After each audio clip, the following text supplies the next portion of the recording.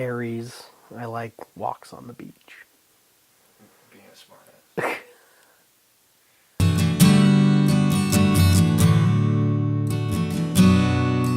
After high school, about 18, moved into an apartment with older brother Mark and some friends. Probably did what a lot of young people do and started partying a little bit too much. And then, more and more of that. Yeah, so essentially by my mid to late 20s, kind of had devolved into a pretty heavy drinking problem. Ruined relationships, lost friends, hurt people that I loved, caused a lot of stress on people that I cared about. Came close to losing my life because of it. I tried multiple times, multiple thought were good ideas to kind of get my drinking under control. At the time they seemed like good reasons or good ideas, and looking back it's almost laughable. Like at some point I remember like, hey, if I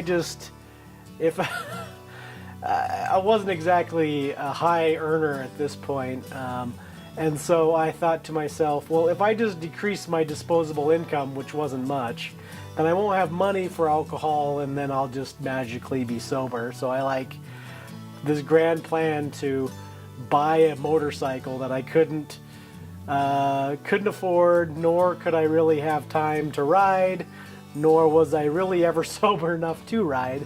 And, I had it a couple months. It was, repoed. Just bizarre, disordered thinking.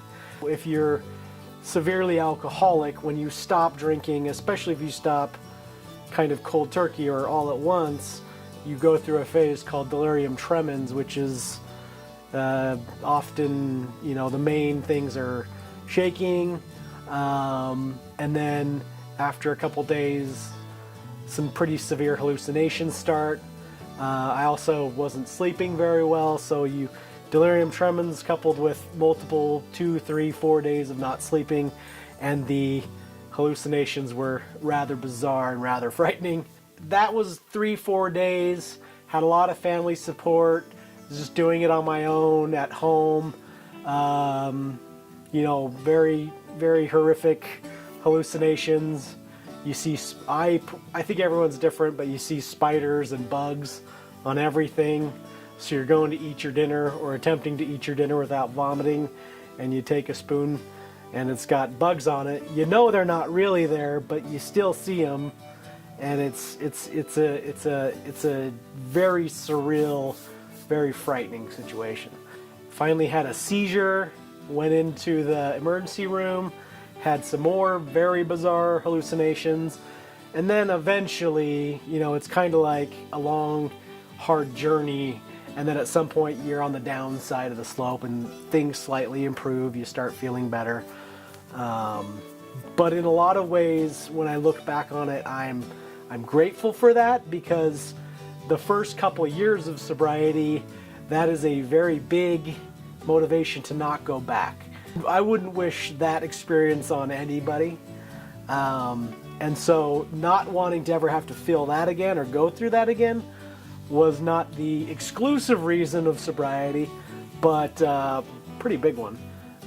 Eventually, through some friends of a friend, I had some great people that I know. I had a good friend growing up that died from opiate addiction.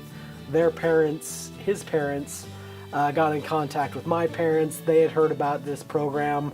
It's kind of a sauna-based detox program that was starting up close by, and at some point my parents were like, it's worth a shot. They offered to pay for it. It was like a 30 to 40 day outpatient program where you'd exercise, you'd take a lot of vitamins and minerals, and it'd be part of a kind of a physical detox as well as kind of a counseling component, and then you'd just go home every night. So did well, liked it.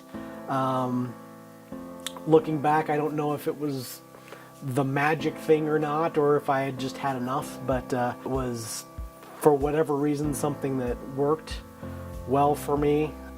Been sober for what, over a decade now, easily. Haven't had any other alcohol since then, and I'm grateful. My life's infinitely improved since then, and it's not something I miss. It's not something I think about. It's just not part of my life, and it's not a big deal. You know, at a very basic level, the reason I decided to go past that conflict is because I was near death.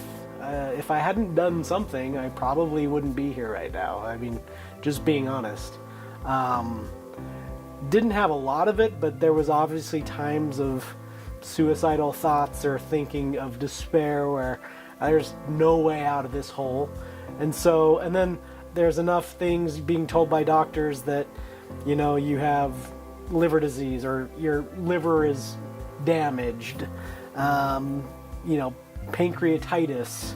You know, when I was drinking very heavily, I was like jaundiced to some extent. My skin was green. My liver could not take the amount of alcohol I was ingesting, and it was just beginning to impair my bodily functions.